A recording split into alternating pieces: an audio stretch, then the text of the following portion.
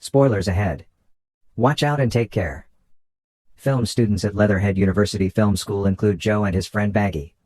Joe believes there is a market for funeral filming, so they visit many funerals and film there. When the priest requests the grieving attendees at a funeral to put their cameras away, Bags refuses and gives the camera to his grieving wife, whose brother began beating him until he passed out. On the way to school, the following day, Joe tells Baggy about another funeral they should cover, but Baggy declines the offer and says he is no longer interested.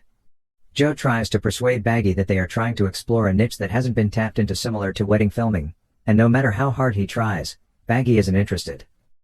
They arrive at class, where the instructor informs them that despite their 3 years of effort, their extracts are unworthy and below the standard expected by the school. Joe returns home and sobs to his parents, who advise him to follow his father to work because the entertainment sector is an impossible one to enter and is full of uncertainties because his time at film school is finished. The next day they tell him that making movies is a dream and that they have allowed him to try to actualize that dream. Now that he realizes it's impossible, he should try to actualize a possible dream. He tells them he will be busy the next day, but he will follow him the next time. He goes to a restaurant with Baggy and they both lament how terrible their vision is. The waitress Lily, their friend, tells them that instead of lamenting in a restaurant, why don't they leave the film school that has refused to sponsor their film and try to find other film companies in London who are interested in scripts like theirs? I must commend Joe's optimism. He immediately tells Baggy to take the key and drive them to London so they can pitch their script titled The Love Storm to every interested company in London. The first company they enter is the working title.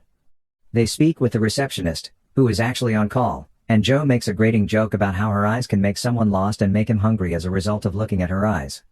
He then gets serious and tells the receptionist about his movie. When she asks if he has an appointment, he responds that he does, but adds that he also has something that their company will want. She then tells him that she will call her, make them leave whatever they are doing and force them to read his script and fund it. They visit another company, and while the receptionist checks the appointment list, he looks at the book and sees a name. He calls Baggy the name Mr. Brown and they enter with Mr. Brown's appointment as they pitch their script. The director tells them he assumed Mr. Brown was coming to sell paint and doesn't need the script as they walk away. Joe refuses to give up despite Baggy's advice to do so within the next 2 hours. The producer Mr. Doug asks them to leave as soon as he notices them and they ask for 2 minutes to pitch their script. While Baggy is pitching the script, Joe notices that the company produces adult and pornographic videos. The producer stops them and informs them that this is why they should leave. That if they want to pitch a script, it should feature outstanding porn actors like Candy 5, and he sends them away outside the firm if it doesn't. Baggy claims he cannot write a movie with pornographic sequences, but Joe assures him that it is good news and that they will receive funding as long as they can obtain suites and produce a script with such scenes. Joe persuades him that it follows a standard script. When Baggy visits a video store to pick up some screenplays for sexual movies to rent, the employee questions him. When asked what he intends to utilize them for, he replies that it's research since he needs an erotic film. He leads him to a section of the store where there are erotica movies. They borrow a DVD and watch it at Joe's house as they deliberate their next move. When Joe's parents arrive, Baggy moves to block the screen with his body as Joe diverts his parents' attention. Unfortunately for the kids, they can't locate the television remote, and by the time Joe finds it, he is so frazzled that he accidentally turns up the movie instead of turning it off, alerting Joe's parents before he turns it off, and the kids lie about what they're watching.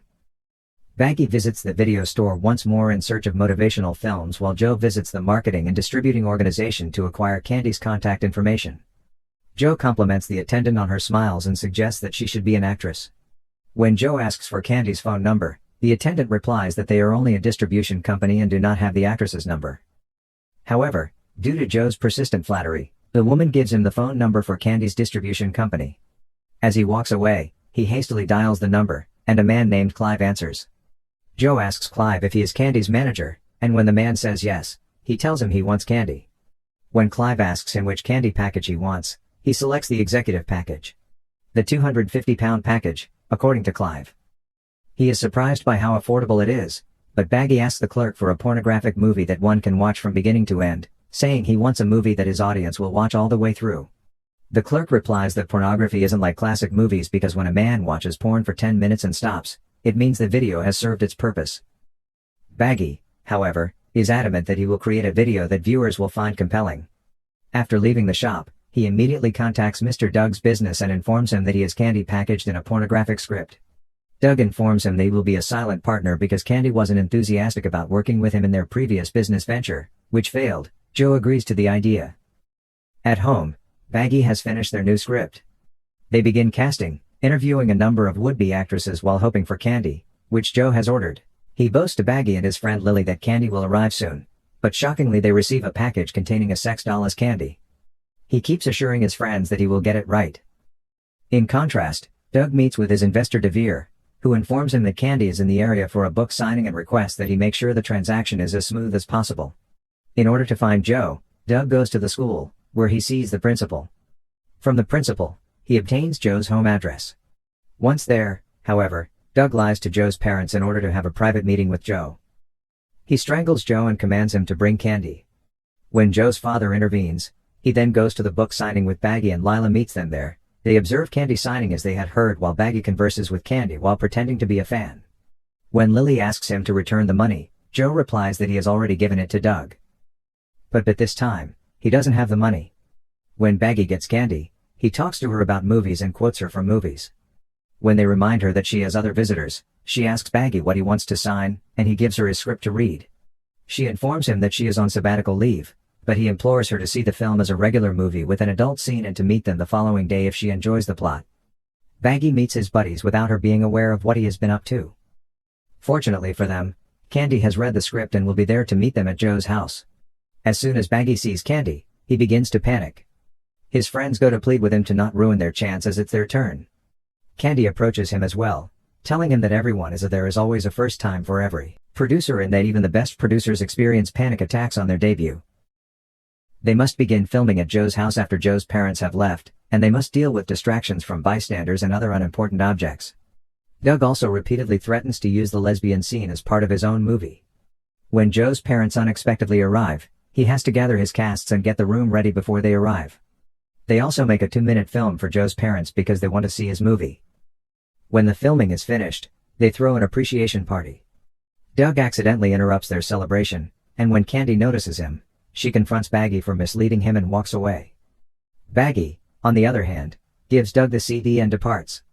Joe brings the supposedly 2-minute movie to school, but Sarah informs him that he has exchanged it and that the movie they would be viewing at the ceremony is actually pornography while his parents are still in the room. While everyone at school, including Joe's parents, is upset about the movie they watched, Doug watches the 2-minute clip with his producer in the background. Doug then visits Joe's school to film his real movie before leaving. Joe tries to persuade and apologize to Baggy, telling him that they should try scripting and making a new movie, but Baggy rejects them and quits speaking to them. When Joe begins working at his father's store, several of the cast members discover that the movie Love Storm is getting an award. They go to visit Joe at his father's office, where his father advises him to go for his reward because the movie isn't horrible. He instructs the cast to persuade Baggy, and while he is there with Lily, he runs into Candy. He tells Candy that Baggy didn't realize what had happened, and while he doesn't care about the award, Candy should forgive Baggy. The others couldn't persuade Baggy to attend the event, so he went to the movie store. The clerk told him he did a great job with the scripts and should accept his accolade, so he went to the event. Candy announced the winner of the award, and as Doug and his investors stood up joyfully, Candy announced the names of the real producers, Joe and Baggy. The whole team also collected their award and expressed their gratitude. Candy kisses Baggy. The movie ends. Subscribe to watch more videos like this, turn on notifications, and leave a like, it really helps the channel. Thank you for watching.